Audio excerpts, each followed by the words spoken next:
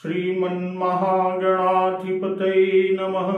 लक्ष्मीनारायणाभ्यां नमः। उमामहेश्वराभ्यां नमः। वाणीहिरण्यगर्भाभ्यां नमः। सचीपुरन्दराभ्यां नमः।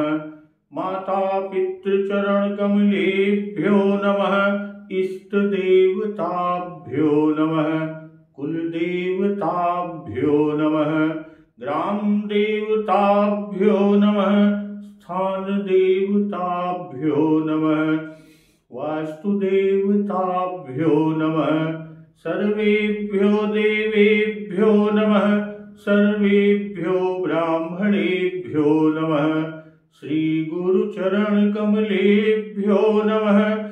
ओम सिद्धिबुद्धिसहिताय श्रीमन्महागणाधिपतये नमः। जब लक्ष्मण जी ने बड़ी फुर्ती से शूर्पणखा को बिना नाक कान का कर दिया। लक्ष्मण जी ने ऐसा करके मानो शूर्पणखा के हाथ रावण को चुनौती दी हो। ताके कर रावण कह मनो चुनौती दी। इस तरह बिना नाक कान के शूर्पणखा अत्यंत विकराल हो गई। शूर्पणखा के शरीर से रक्त इस तरह से बहने लगा मानो काले पर्वत से गेरू की धारा बह रही हो। और इस तरह खर दूषण पही गई बिल पाता। धिग धिग तव पौरुष बल भ्राता। विलाप करती हुई शूर्पणखा खरदूषण के पास जाती है और खरदूषण से बोली, हे भाई धिग धिग तव पौरुष बल भ्राता। हे भाई तुम्हारे पौरुष यानी तुम्हारी वीरता को धिक्कार है, तुम्हारे बल को धिक्कार है। तब उन्होंने पूछा, भाई किस लिए ऐसा कह रही हो? और पूछने पर तब शूर्पणखा ने समझाकर सब कहा। और यह सुनकर राक्षसों ने सेना तैयार की। राक्षस समूह झुंड के झुंड दौड़े। धाये निश्चर निकर बरू था। जन सपच्छ कज्जल गिर जूथा। मानो पंखधारी काजल के पर्वतों का झुंड हो। इस तरह शूर्पणखा गे कर लीनी। अशुभ रूप सुतिना साहिनी। नाक कान कटी हुई अमंगल रूपणी शूर्पणखा को आगे कर लिया। इस तरह जब प्रभु श्री राम जी कि देखी राम रिपुदल चलियावा। बिहस कठिन को दंड चढ़ावा। भाई शत्रुओं की सेना समीप चली आई है। यह देखकर प्रभु श्री राम जी ने हंसकर कठिन धनुष को चढ़ाया और कठिन धनुष चढ़ाकर सिर पर जटा का जूड़ा बांधते हुए प्रभु इस तरह से सुशोभित हो रहे हैं मानो मरकत मणि यानी पन्ने के पर्वत पर करोड़ों बिजलियों से दो सांप लड़ रहे हो। कि कोदंड कठिन चढ़ाई सिर जट जूट बांधत सोह क्यों। मरकत सयल पर लरत दामिनी कोटि सो जुग भुजग छो। इस तरह कटिकसी निसंग विशाल भुज गही चाप बिसिख सुधारी गए। चितवत मनहु मृग राज प्रभु गजराज घटा निहारी गए। कमर में तरकस कस कर विशाल भुजाओं में धनुष को लेकर और बाण सुधार कर भक्त वत्सल प्रभु श्री रामचंद्र जी राक्षसों की ओर देख रहे हैं। मानो मत वाले हाथियों के समूह को आता हुआ देखकर सिंह उन हाथियों की ओर ताक रहा हो। इस तरह पकड़ो पकड़ो पुकारते हुए राक्षस योद्धा बाग छोड़कर बड़ी तेजी से दौड़े हुए आई आई गए बगमेल धरऊ धरऊ धावत सुभट। और उन्होंने श्री राम जी को चारों ओर से घेर लिया। जथा बिलो की अकेल बाल रवि घेरत धनुज। जैसे बाल सूर्य, उदयकालीन सूर्य को बाल सूर्य भी कहते हैं, तो बाल सूर्य को अकेला देखकर मंदेह नामक दैत्य घेर लेते हैं। तो आज का प्रसंग इसी के आगे कि प्रभु बिलो की सर सकहीं न डारी, थकित भई रजनी चरधारी।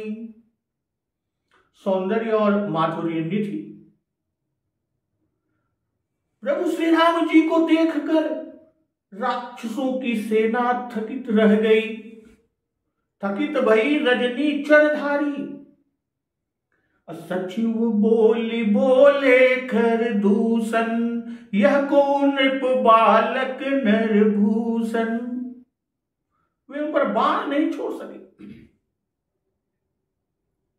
पकड़ो पकड़ो पुकारते हुए राक्षस योद्धा बहुत तेजी से दौड़े हुए आए और श्री राम जी को उस तरह घेरे जैसे बाल सूर्य यानी उदयकालीन सूर्य को अकेला देख मंदेह नामक दैत्य घेर लेते, किंतु वे उन पर बाण नहीं छोड़ सके। तब सचिव बोले खरदूषण। मंत्री को बुलाकर खरदूषण ने कहा कि यह को नृप बालक नरभूषण, यह राजकुमार कोई मनुष्यों का भूषण है। खरदूषण सचिव को बुलाए और बुलाकर तब उनसे कहे यह राजकुमार कोई मनुष्यों का भूषण है। नाग असुर सुर नर मुनि जेते, देखे जीते हते हम केते।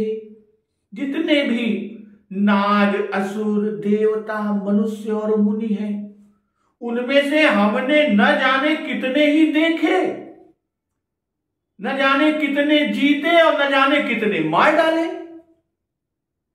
देखे जीते हते हम केते,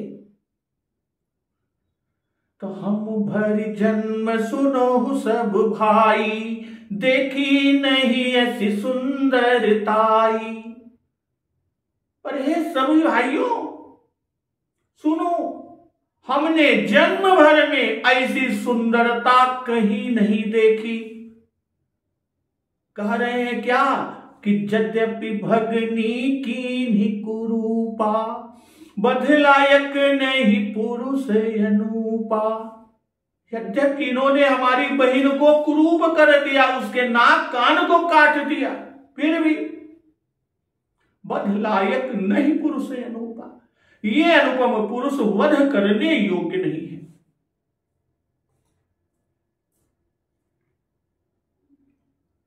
तो प्रभु बिलो की सरस कहीं न डारी, थकित भई रजनी चरधारी। भाई प्रभु का स्वरूप माधुर्य ऐसा ही है। भाई रूप को देखा नहीं कि मन उसी में डूब गया, यानी जो भी प्रभु के स्वरूप को देखा उस पर मोहिनी पड़ गई, उसी में ही मुग्ध हो जाता है। जैसे कि राम ही चितई रहे थकिलोचन, रूप अपार मार मधमोचन। थके नारी नर प्रेम पियासे, मनहु मृगी मृग देख दिया से। और यहां थकित भई रजनी चरधारी, भाई आपको देखकर मार्ग की तीक्ष्ण नागिनें और बिच्छियां विष छोड़ देती हैं। जिन्हें निरख मद सापिन बीछी, तजहि विषम विषु तामस तीछी। तब इन राक्षसों पर कुछ देर उसका प्रभाव पड़ा तो आश्चर्य ही क्या।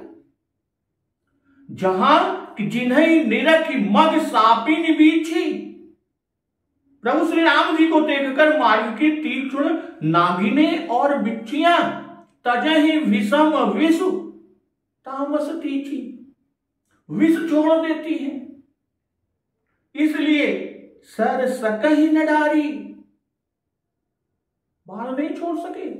और दूसरे कि वे प्रभु का तेज देखकर ठिठक कर रह गए। को कहि तेज प्रताप पुंज चितए नहीं जात भियारे। और तीसरा कारण भाई रूप ने मोहित कर लिया। रूप दीपिका निहारी मृग मृगी नर नारी बिथ के बिलोचन निमेष बिसराई के।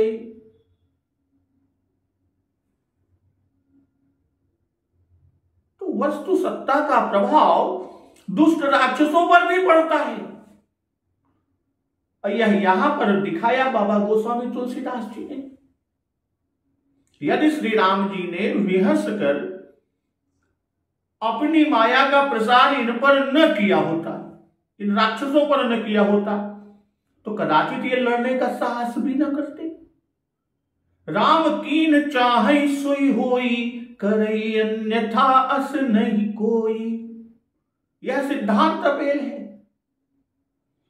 सती मोह, नारद मोह, खरदूषण वध, रावण मोह, गरुड़ मोह, कैकेयी, कुटिलकर्णी आदि रामायण की जो संपूर्ण घटनाएं केवल इस एक सूत्र पर ही अधिष्ठित हैं। और प्रभु ने भुज उठाईपन किया है। भुज उठाईपन कीन किस लिए? निश्चरहीन करो मही। और यही प्रभु की इच्छा है। इसीलिए उसी के अनुसार प्रभु की माया सबको नचाती है और रावण वध तक यह नचाएगी।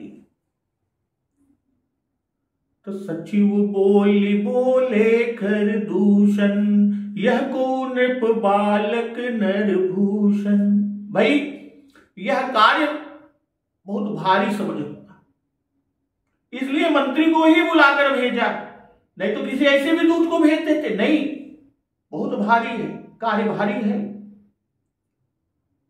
इसलिए मंत्री को बुलाकर भेजा कि यह काम और से न हो सकेगा। और मंत्री जाकर सब ठीक ठाक समझा देगा। और फिर राजा समझकर प्रतिष्ठा पूर्वक मंत्री को भेजा। यह को नृप बालक नरभूषण। शूर्पणखा से भी सुना कि राजकुमार है, क्योंकि लक्ष्मण जी ने उसे बताया था शूर्पणखा को कि प्रभु समरथ कौशलपुर राजा। नाम नहीं सुना है, इससे नाम न कहे। भाई खरदूषण को बताया किसने? शूर्पणखा ने। शूर्पणखा को नाम पता नहीं है, खाली इतना लक्ष्मण जी ने कहा था कि प्रभु समरथ कौशलपुर राजा। इससे नाम न कहकर केवल नृप बालक कहे। अब कह क्या रहे हैं कि नाग असुर सुर नर मुनि जेते, देखे जीते हते हम केते। हम भरी जन्म सुनहु सब भाई, देखी नहीं ऐसी सुंदरताई। भाई सुंदरता के विषय में जनकपुर वासियों का भी ऐसा ही अनुभव हुआ था कि सुर नर असुर नाग मुनि माही, शोभा असि कहूं सुनियति नाही। जिसने भी यह शोभा देखी वह मुग्ध हो गया। बालक वृंद देखी अति शोभा, लगे संग लोचन मनु लोभा। और देख भानुकुल भूष नहीं बिसरा, सखी ने अपान। सखियों को भी पंचवटी में कि पंचवटी सो गई एक बारा, देखी बिकल भई जुगल कुमारा। खग मृग मगन देख छवि होही, लिए चोरी चित राम बटोही। तो वैसे ही यहां राक्षस मोहित हो गए। राक्षस मोहित हो गए और कहते हैं कि देखे जीते हते, अर्थात नाग और असुर को देखा, देवताओं को जीता, नरों और मनुष्यों मुनियों को मारा और खाया। पर इनमें से कहीं पर भी, यानी नाग असुर देवता मनुष्य मुनि, इनमें कहीं पर भी ऐसा सौंदर्य नहीं देखा। देखी नहीं ऐसी सुंदरता, ऐसी सुंदरता कहीं नहीं देखी। और फिर कह क्या रहे हैं कि यद्यपि भगिनी कीन्ह कुरूपा, बदलायक नहीं पुरुष अनूपा। भाई बहन की नाक कान काट ली, बहन की नाक कान काट ली, शूर्पणखा उसकी बहन कुरूपा हो गई। इस अपराध से तो ये दोनों बध योग्य हुए। प्रभु श्री राम और लक्ष्मण जी के लिए कह रहे हैं कि ये बध योग्य हुए। जैसे कीन मोहवश रो, यद्यपि तेहि कर बध उचित, पर ये अनूप है, अनुपम पुरुष है, इससे वध करना उचित नहीं है। पुरुष अनूपा। विष्णुचारी भुज विधि मुख चारी, विकट वेश मुख पंच पुरारी, अपर देव अस को न आही, यह छवि सखी पटितरी अजाही। प्रभु श्री राम के पुरुष अनुपा के क्रम में जनकपुर में ये कहा सखियों ने। यह अनुभव जनकपुर वासिनियों का है कि मन भाव ही मुख बरनी न चाहिए, उपमा कहु त्रिभुवन को नाही। तो प्रभु की अत्यंत शोभा पर इतना मुग्ध हो गए कि बहन का अपमान करने पर भी नष्ट करने की इच्छा नहीं रही।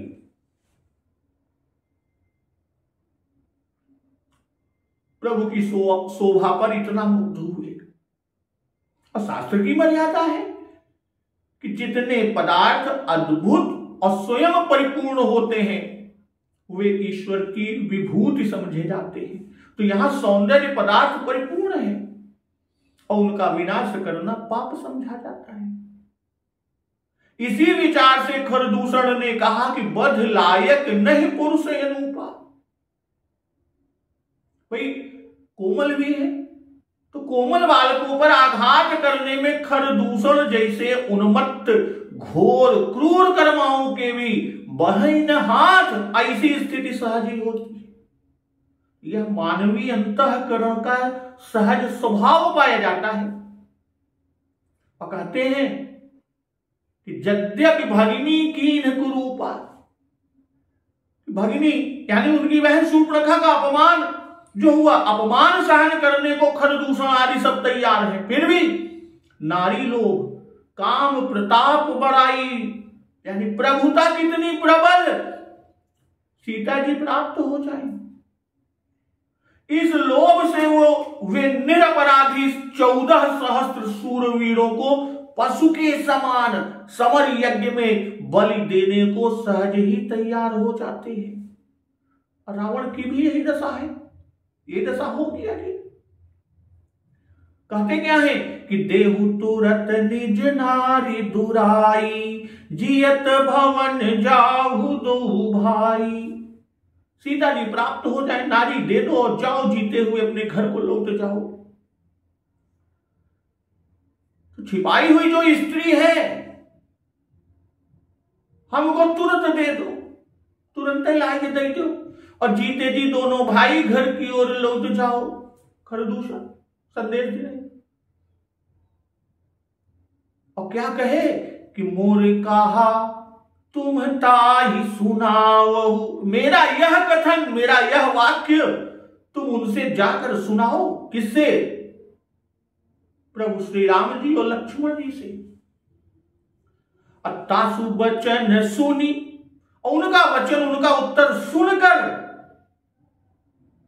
आतुर आवहु, शीघ्र ही आ जाओ, जाओ और हमारा वचन सुनाओ, उनको हमारी बात बताओ और उनके उत्तर को सुनकर और शीघ्र ही आ जाओ। शूर्पणखा ने यह बात बताई थी, किसी दूसरे से मालूम नहीं हुई। शूर्पणखा ने ते ही पूछा सब कहे से बुझाई।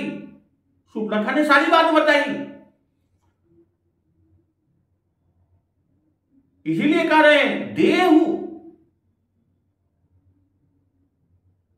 तुरंत निज नारी दुराई। दुराई अर्थात जिसे हमारे डर से तुमने छुपा दिया है।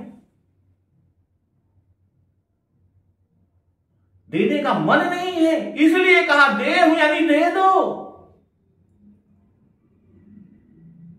और पहले कहा कि बध लायक नहीं है, और अब कहते हैं कि दोनों भाई जीवित घर लौट जाओ, जियत भवन जाहु दो भाई। अर्थात स्त्री ही लेकर हम तुमको छोड़ देते हैं। स्त्री ले लेने से वध का दंड हो गया। संभावित कह अपजस लाहू, मरण कोटि सम दारुण दाहू। दूसरा भाव यह भी कि स्त्री का अपराध किया, हमारी बहन शूर्पणखा का नाक कान काटा, उसे कुरूप किया, इसलिए उसके दंड में हम तुम्हारी स्त्री ले लेंगे और तुमको छोड़ देंगे। फिर बाबा हरिदास जी का मानना है कि खरदूषण के मन में ये विचार, खरदूषण ने मन में विचार किया इनको मार डाले तो यह कड़ी सजा न होगी।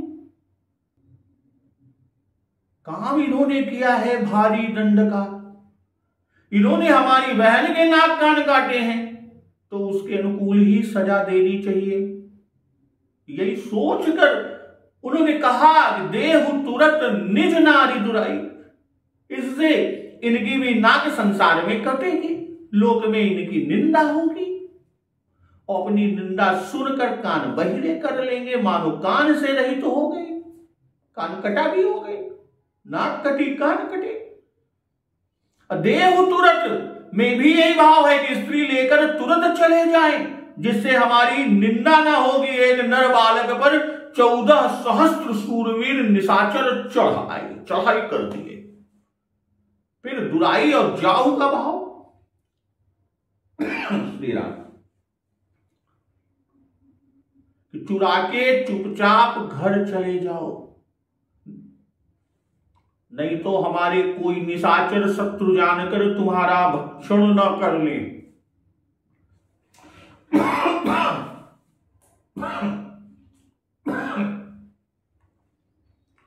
जय श्री राम। भाई हम तो छोड़े देते हैं, कहीं ऐसा ना हो कि कोई निशाचर तुमको शत्रु जानकर तुम्हारा भक्षण न कर ले। और यह सारी बात दूतन कहा राम सन जाई, सुनत राम बोले मुस्काई।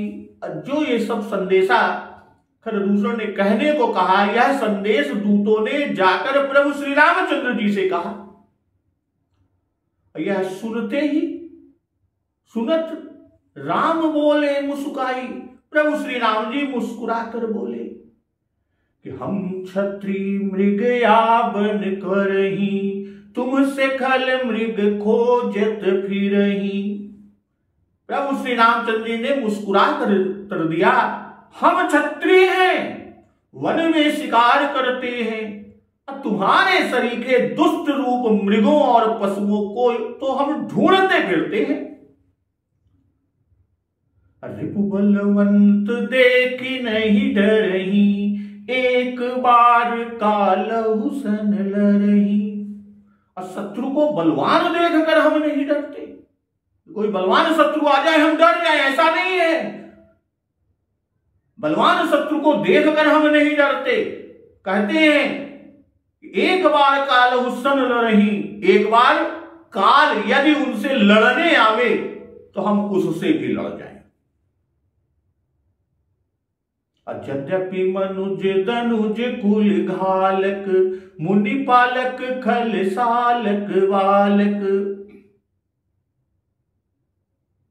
यद्यपि हम मनुष्य हैं पर दैत्य कुल के नाशक, मुनियों के पालक यानी मुनियों के पालन पोषण करता और उनके रक्षक, और दुष्टों के सालक यानी पीड़ा व दुख देने वाले, छेदन करने वाले बालक हैं।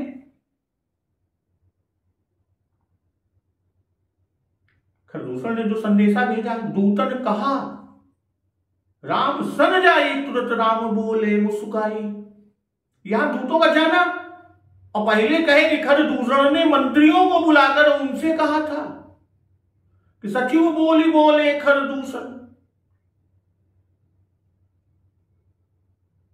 भाई मंत्रियों को बुलाकर उनसे कहा कि हमारा संदेशा उनसे कहो। तो इसे मालूम होता है कि खर ने मंत्री से कहा और मंत्री ने दूतों को भेजा। भाई मंत्रियों ने दूतों को भेजा हो या कई मंत्री स्वयं ही गए हो, एक से अधिक गए, इसलिए भी दूतन बाबा जी ने कहा। भाई दूतत्व के काम में गए इसलिए उन्हीं को अब दूत कहे। राम सन जाई, दूतन कहा क्या कहा, राम सन जाई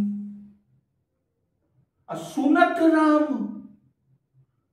बोले मुस्काई।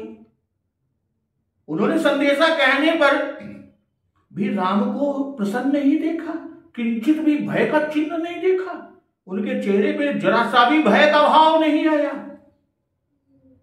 सुनत राम बोले कि दूतों ने आकर यह भी कहा खरदूषण से, जो खरदूषण ने कहा था, तो दूतों ने आकर यह भी कहा कि हमको आज्ञा है कि शीघ्र ही लौट आओ, इसलिए तुरंत उत्तर दो।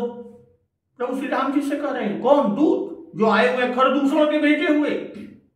इसी से प्रभु मुस्काई कि तुम सीता को मांगते हो। प्रभु मुस्कुराए, और क्यों ना मिला रहा, हम ही मिला रहे। हम उन्हें इसी कार्य के लिए ही तो संग लाए हैं, जो तू चाहता वही मुझे तो साथे लाए हैं। काहे से कि तो कर सभी निर्मूल करे के बाद।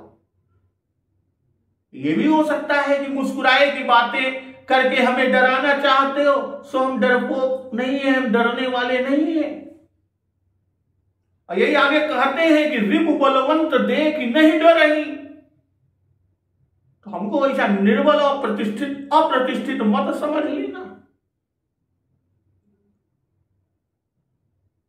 कि हम स्त्री देकर चले जाएंगे। छोटा आदमी भी इज्जत लेने से मर जाता है। हम तो क्षत्रिय हैं, और उस पर भी आप ऐसे बलवान शत्रु सम्मुख उपस्थित हुए तो भी हम न लड़े, तो ये कैसे संभव है? बालकांड में उल्लेख है, क्षत्रिय तनु धरि समर सकाना, कुल कलंकुत ही पावरे आना। तुम्हारी क्या, हम तो काल भी आ जाए तो उससे भी बराबर लड़ेंगे, पीछे जरा भी नहीं हटेंगे। देव धनुज भूपति भट नाना, सम बल अधिक हो बलवाना। जौरन हमें पचारई को, लड़ही सुखेन काल किन हो।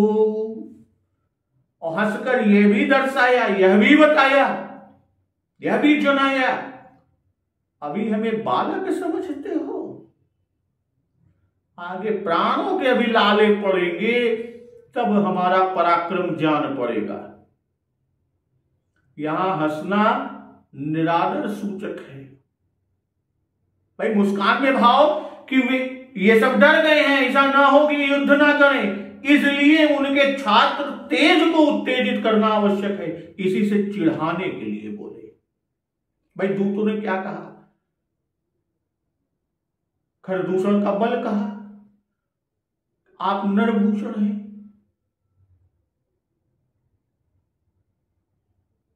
और फिर क्या संदेशा था कि यद्यपि भगिनी कीन कुरूपा, बधलायक नहीं पुरुष अनुपा। देहु तुरत निज नारी दुराई, जियत भवन चाहु दो भाई। और उत्तर का पाए कि हम क्षत्रिय मृग या बन करही। प्रभु ने उत्तर दिया, हम क्षत्रिय मृग यावन करही, तुमसे खल मृग खोजत फिरही। इतना ही नहीं, आगे प्रभु ने क्या उत्तर दिया कि रिपु बलवंत देख नहीं डरही, एक बार काल हुसन लड़ही। और कहा, जौन होई बल घर फिर जाहू, समर विमुख मैं हतऊन काहू। और यहां कह क्या रहे हैं प्रभु कि तुमसे खल मृग खोजत फिरही। भाई जो पर स्त्री की खोज में रहते हैं, जैसे तुम और रावण विभीषण नहीं है उसमें। भाई प्रभु के लिए मृगराज शब्द कि चितवत मनहु मृगराज प्रभु गजराज घटा निहारी कई। प्रभु के लिए मृगराज, तो उसी के अनुसार यहां राक्षसों को मृग कहा बाबा गोस्वामी तुलसीदास जी ने। कहने का भाव कि तुम सब मृगगण हो और हम मृगराज हैं। मृग खोजत फिरही, इससे भी बताए कि तुम्हारे शरीर के दुष्टों को मारना हमारा खेल ही है। वन मृगया नित खेल ही जाई।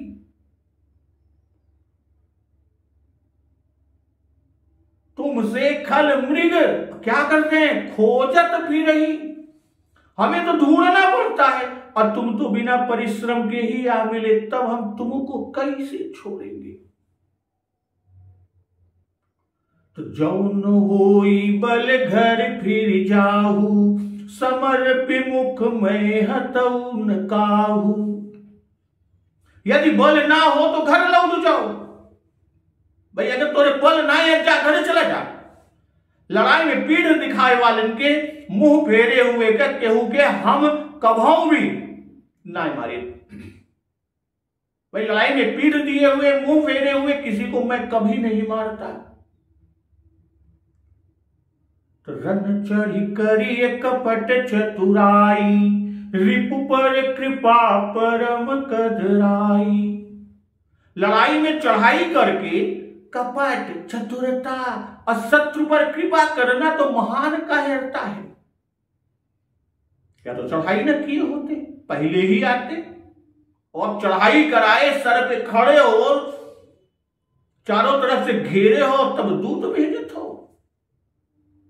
अब ये हम प्रभु के वचन सुनकर दूतन जाई तुरत सब कहेऊ सुनिखर दूषण उरयति दहेऊ।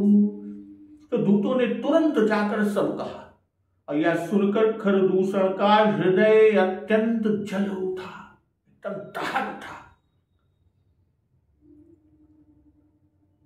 प्रभु ने कहा कि जौन होई बल घर फिर जाहू, यह खरदूषण के जियत भवन जाहू तो भाऊ।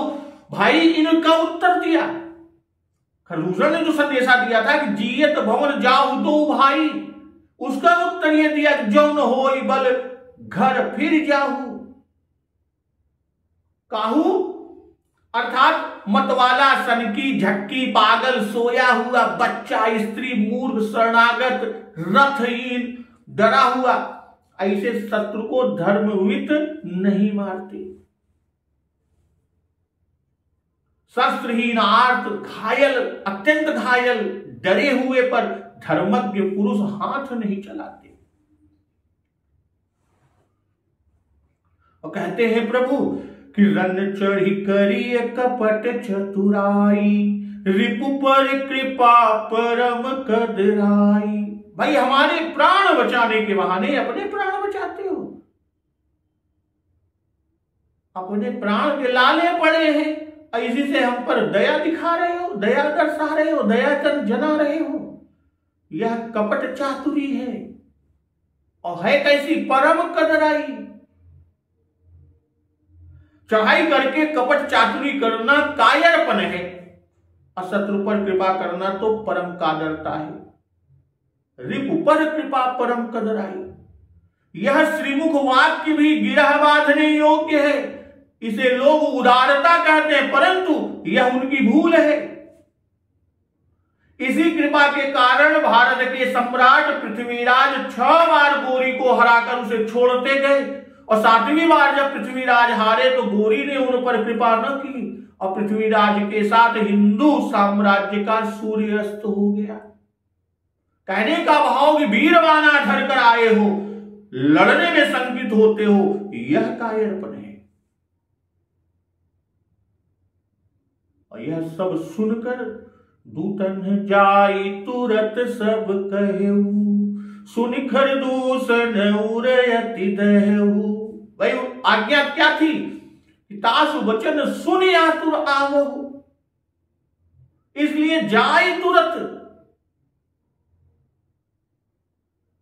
भाई अब जाकर जब वो सुनाते हैं तब सुनी, उसको सुनकर खर दूषण का उर अति रहे, अर्थात जला भुना तो पहले से ही था। भाई जब भगिनी अपनी बहन शूर्पणखा की दशा देखी थी, अब कपटी कादर बनाए गए। प्रभु ने उन्हें कपटी और कादर बनाया।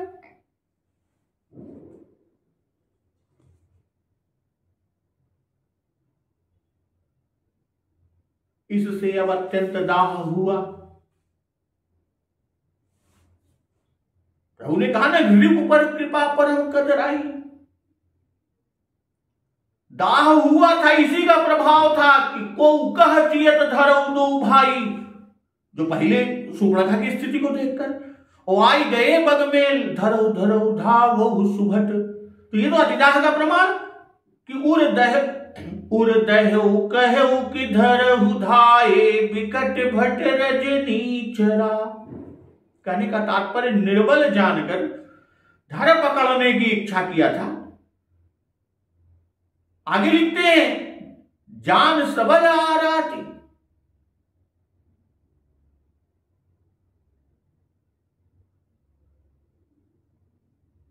हमने तो दया दिखाई थी कि स्त्री को दे दो चले जाओ, हम प्राण न लेंगे, और वह उसको उल्टा ही समझकर हमें कायर बनाता है। खरदूषण ने सोचा और उसका हृदय अत्यंत जल उठा। उसके कारण बिना प्राणों पर खेले ही श्री सीता जी का प्राप्ति का मनोरथ जो हृदय में था वह धूल में मिल गया। बिना कोनो मनोरथ के, बिना लड़ाई झगड़ा के सीता जी मिल रही है, वो तो चकनाचूर हो गया। और नृप बालकों के मुख से त्रैलोक के विजयी वीरों का अपमान और शत्रु के अपमर्दन कारक वचन, अपने ही सचिवों के मुख से सारी राक्षस सेना के सम्मुख सुनना, तो यह असह्य, अत्यंत असहदाय होने से सौंदर्य देखकर और दयालुता को आई थी, वह भाग गई, स्वभाव प्रबल हो गया। तोर दहु कहु कि धरहु धाये विकट भट रजनी चरा। सरचाप तोमर शक्ति शूल कृपान परिघ पर सुधरा। प्रभु कीन धनुष टकोर प्रथम कठोर घोर भयावह। भय बधिर व्याकुल जातु धान न ज्ञान तेहि अवसर रहा।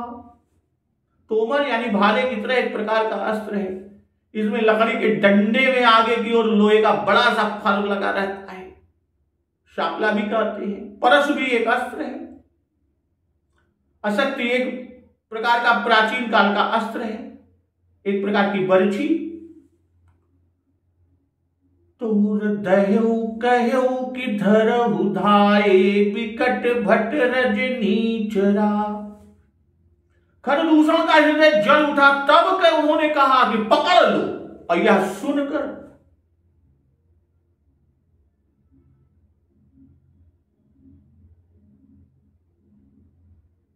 निशाचरों के विकट योद्धा बाण धनुष तोमर शक्ति यानी शांग शूल कृपाण दुधार खड्ग परिघ और फरसा धारण किए हुए दौड़ पड़े। तब प्रभु की धनुष टकोर प्रथम कठोर घोर भयावह। भय बधिर व्याकुल जातु धान न ज्ञान तेहि अवसर रहा। प्रभु ने पहले धनुष का टंकार किया। टंकार वह शब्द जो धनुष की कसी हुई डोरी पर बाण रखकर खींचने से होता है। धनुष की कसी हुई प्रत्यंचा खींचकर तान बाण नहीं है, खाली प्रत्यंचा को खींचकर छोड़ दिया, और जो टंकार जो आवाज होती है वही, और जो कि बड़ा कठोर और घोर भयंकर था। तो निशाचर टंकार का श्रवण करके बहिरे और व्याकुल हो गए। उस समय उनको कुछ भी होश हवास न रह गया। यद्यपि हृदय में अत्यंत दाह हुआ था खरदूषण, तो भी मारने को न कहा, केवल धरहु पकड़ लो यही कहा। क्यों? क्योंकि उनका सौंदर्य अनुपम है। नर भूषण है, यह बात अब भी उनके खरदूषण के हृदय में है। प्रभु कीन धनुष टकोर, प्रथम कठोर घोर भयावह। जब कुंभकर्ण के साथ युद्ध हुआ था तो कुंभकर्ण युद्ध के समय भी प्रभु श्री राम जी ने टंकार किया, जिससे शत्रु सेना बहरी हो गई कि प्रथम कीन प्रभु धनुष टकोरा, रिपुदल बधिर भयउ सुनि सोरा। तो जिन्होंने स्वप्न में भी रण में पीठ न दी थी वे भी मुड़ चले, टंकार सुनकर व्याकुल हो गए। टंकार कठोर है, इसलिए निश्चर बधिर हो गए, बहिरे हो गए। कठोर कानों के लिए और घोर भयकर्ता मन के लिए, इसलिए भय व्याकुल। और फिर क्या कहा, न ज्ञान तेहि अवसर रहा, यानी कुछ देर बाद होश आया, तुरंत कुछ नहीं होश रहा। जब टंकार का शब्द जो कानों में गूंज रहा था वो जाता रहा, सुर असुर मुनि कर कान दीन्हे, सकल विकल विचार ही, कोदंड खंड राम तुलसी, जयति वचन उचार ही। प्रभु कीन धनुष टकोर, प्रथम कि निश्चरों में से युद्ध में प्रभु ने आज ही प्रथम टंकार शब्द किया, धनुष टंकार किया, प्रत्यंचा खींचकर। पहले मारीच और सुबाहु के युद्ध में टंकार की आवश्यकता नहीं पड़ी थी। तो जिधर श्री राम जी अकेले धनुष का टंकार कर रहे थे उस दिशा में सारथी ने खर की आज्ञा से घोड़ों को हाँक दिया। तो सावधान हुई धाये, जान सबल आरात, लागे बरसन राम पर, अस्त्र शस्त्र बहु भांति। भाई शत्रु को बलि जानकर उन्होंने सावधान होकर धावा किया। सावधान हुई धाये, सावधान होकर, ऐसे नहीं, जान सबल आरात, शत्रु को बलि जानकर। लागे बरसन राम पर, बहुत प्रकार के अस्त्र शस्त्र बहुभांति, बहुत से अस्त्र शस्त्र श्री राम जी पर बरसने लगे। तो तिन्ह आयुध तिल सम, करि काटे रघुबीर, तान सरासन श्रवण लगी, पुनि छाड़े निज तीर। श्री रघुनाथ जी ने, श्री रघुवीर ने उनके हथियारों को काट कर तिल के समान टुकड़े टुकड़े कर डाले। अब फिर धनुष को कान पर्यंत खींचकर अपने तीर को चलाए। सावधान हुई धाये, जान सबल आराती। पहले असावधानी से धावा कर बैठे थे, यह जानकर कि निर्बल हैं, सुकुमार राजकुमार हैं। जब टंकार मात्र का प्रभाव देखा तब सावधान होकर चढ़ाई किए। भाई टंकार से सब राक्षस तो पहले तो मूर्छित हो गए थे, अब सावधान होकर तब धाये। तो यहां श्री राम जी की ओर से धर्म युद्ध दिखाया कि राक्षसों के असावधान होने पर इन्होंने उन पर बाण नहीं छोड़ा। लागे बरसन राम पर, अस्त्र शस्त्र बहुभांति। श्री राम जी को मारने की इच्छा से उन राक्षसों ने प्रभु पर बाणों की वृष्टि की, मानो महामेघ पर्वतेंद्र पर धारा बरसा रहे। वर्षा का पहाड़ का नाश, वर्षा जो होती है उससे पहाड़ का नाश नहीं होता, यानी वर्षा से पहाड़ का नाश नहीं होता, वैसे ही प्रभु का कुछ न कर सके। तब तानि सरासन श्रवण लगी, पुनि छाड़े निज तीर। तब प्रभु धनुष को कान तक तान कर, भाई धनुष पर जो डोरी है प्रत्यंचा, बाण लगाकर और प्रत्यंचा को कान तक खींचकर,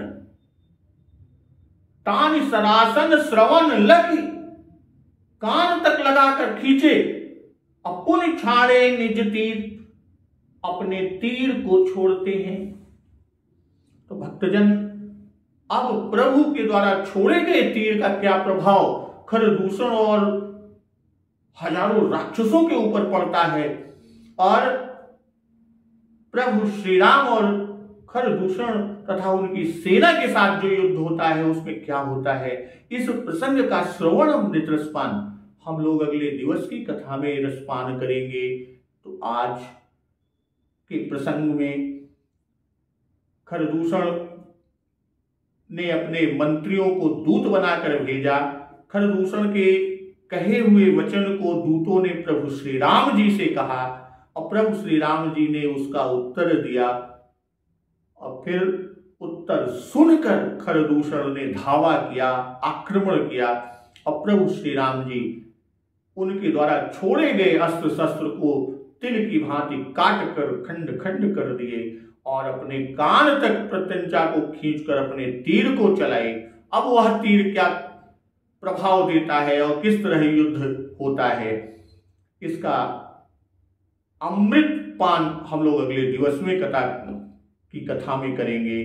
तो आज एक बार जोर से बोलिए सियावर रामचंद्र की जय, पवन सुत हनुमान की जय, जगत जननी मां जगदम्बा की जय, गुरुदेव भगवान की जय, उमापति महादेव की जय। जय